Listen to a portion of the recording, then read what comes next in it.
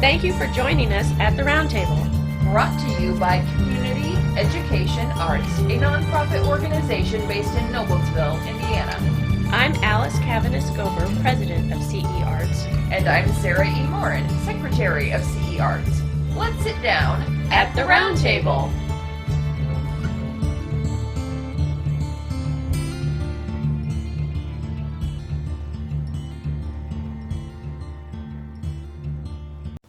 I'd like to remind you a little bit about our NICE project. Our NICE project is always based upon classic literature. There's always going to be unavoidable issues that come with the study of literature, with intolerance, prejudice, discrimination, racism, gender bias, domestic abuse, as well as problematic social inequalities due to the class systems and patriarchal dominance.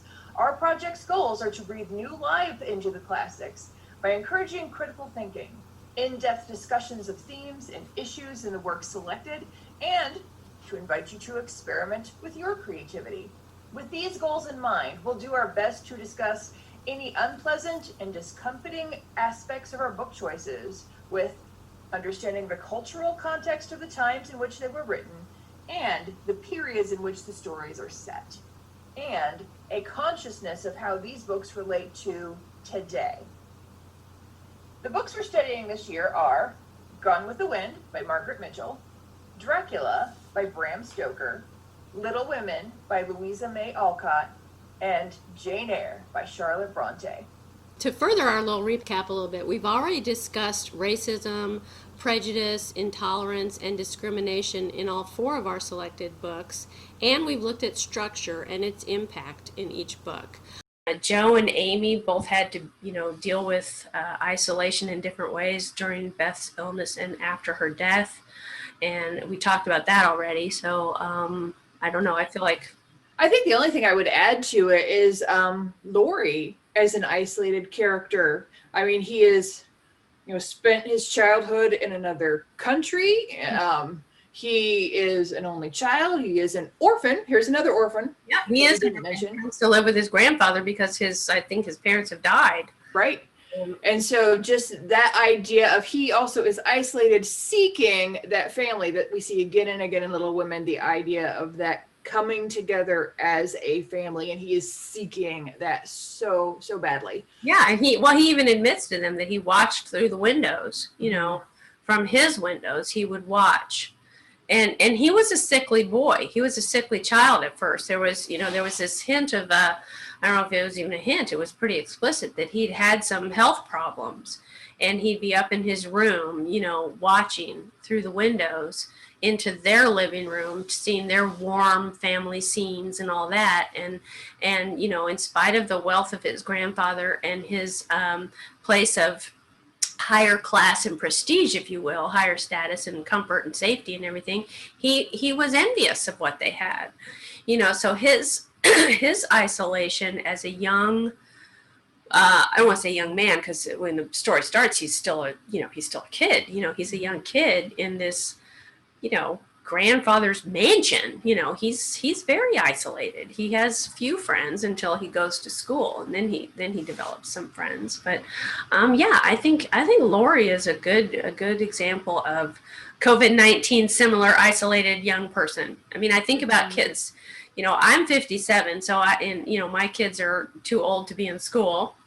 But I think about a lot of the people I know who have children from grade school to high school to college, and these kids in COVID-19 time are dealing with isolation in ways that, my lifetime, other than being ill myself, I wasn't like socially forced to be isolated. I had to isolate when I was ill as a kid growing up, but it wasn't like forced upon me by society, if you will, or some outside external, threat. Kids today with COVID-19, whether it's, going to school virtually and half in person, or weird half on, half off schedules, different things, not being able to hang out with your friends the way, normally teenagers especially just don't even give that a thought, and now it's like a terribly dangerous thing to do. Mm-hmm. So you can't help but kind of think of the March Girls and Laurie in terms of, you know, some of that isolating and bizarreness, if you will. Yeah, I would agree. Yeah. And I think children in Little Women and Jane Eyre are much more pronounced than, say, the children in Gone with the Wind. In the book, we get a lot more about the kids, the children that are in Gone with the Wind, especially Bonnie, because she's the one that's the most fleshed out. But in Jane Eyre, you know, the idea of children or a child alone, orphaned, in isolation, locked in the red room. I mean, oh goodness, Jane Eyre's some serious isolation stuff going on in there.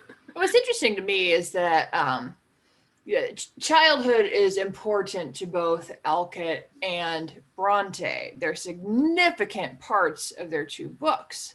They're not written very far apart. However, the children in Jane Eyre essentially act like small, less restrained adults. The children in Little Women act like actual kids. Yeah, it's interesting. Yeah.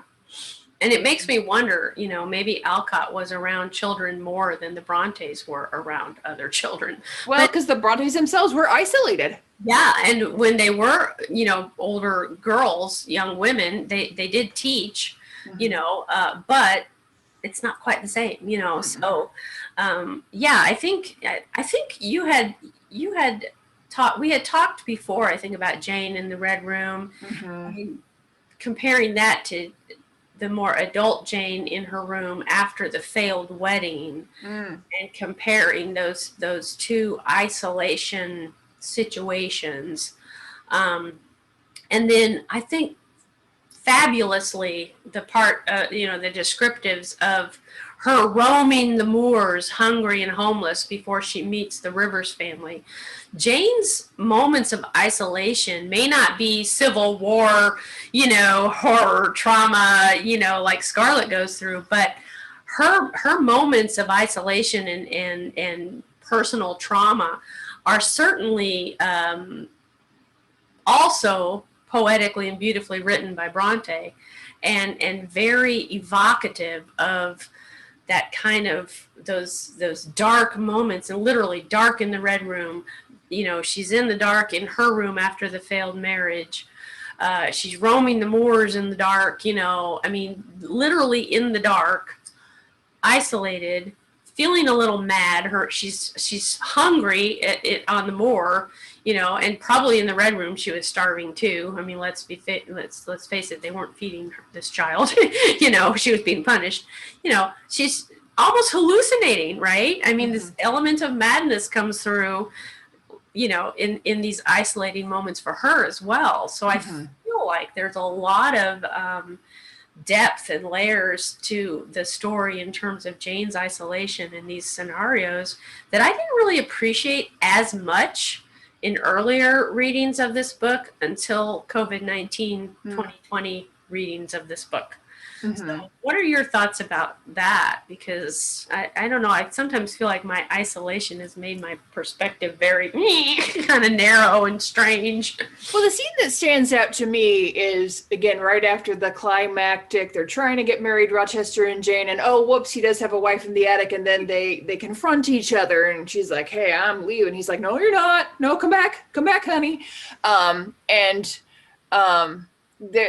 In kind of that push and pull in some of the scenes leading up to that, like when he's pretending to be the gypsy, as problematic as that is, and kind of feeling her out. You know, he says about her that, hey, I can tell about you that you're going to live alone if you feel that that's what, you know, prudence really demands of you. That you have that inner strength or whatever, that you could live alone. And he's like, I can't do that. Right.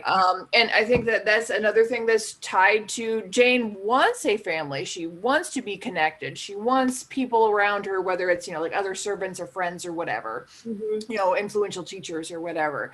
But she also is I will choose isolation if that's what I feel it will take to preserve my own integrity. Right. And that, again, in our 4 books, Jane is a unique character in that. Although there are moments in the other books where a character takes a stand internally and lives with it and the consequences after it and everything, Jane is vocal about it. Jane is verbal about it, and she's able to say the words, not just feel the feelings. And I think that's an interesting difference in some of our other characters in the books, all four of them. In Jane Eyre, it's so important that she has a voice, literally a voice, because I think it would have been easier for Charlotte Bronte to write the book in third person almost, and kind of not have that internal dialogue. But we get the internal dialogue and the spoken dialogue that Jane has. And it's the combination of the two that really cement her personality and her strength, for me anyway. I'm not sure if I said that quite the way I wanted to, but I feel like when she speaks, let me put it this way, so much of Gone with the Wind, we have Scarlett's thoughts, but they're not said out loud. The stuff she says out loud is sometimes just like an afterthought of what she's been thinking, or, you know, a kind of summation or something. But the actual process of her thinking is told by Margaret Mitchell internally in Scarlett's mind. She's thinking to herself, this, and this. And then she only says things in certain situations if it's socially acceptable or blah, blah, blah. You know, she doesn't always say what she's thinking. As headstrong as she is, she doesn't always say what she's thinking. Oh, yeah. Right? With Jane, we get that process. We get the process internally in her mind, but we also get her saying strongly and firmly to Rochester and other characters like St. John and everybody that she encounters, her aunt, everybody. You know, she actually voices those strong internal thinking thoughts.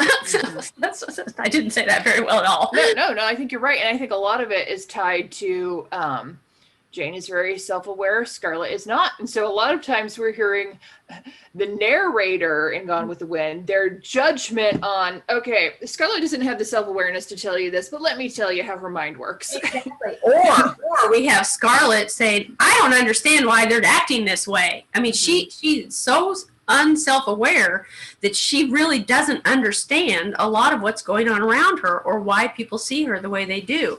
And she literally says that in her thinking, you know, I don't understand. Why are they saying that? That's crazy, you know, and they're probably looking at her like she's crazy, you know. So I think you're right. I think storytelling and literary technique becomes very important in all four of these books.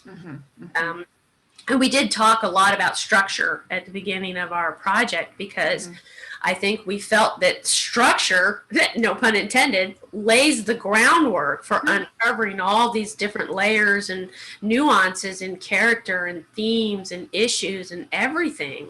But the structure that each of these individual authors used is so important that we that's what we discussed first. I mean, that was our first, you know, today we're talking about structure, you know. Right, yeah, absolutely. Yeah. Oh, I just love all our books. Join us next time as we continue our recap discussion for the 6th annual NICE project. This has been At the Roundtable with Alice And Sarah E. of Community Education Arts. Our nonprofit organization is based in Noblesville, Indiana. You can find us online at CEArts.org. We'd like to thank James Weston for writing our intro music and for his technical savvy. Join us next time At the Roundtable.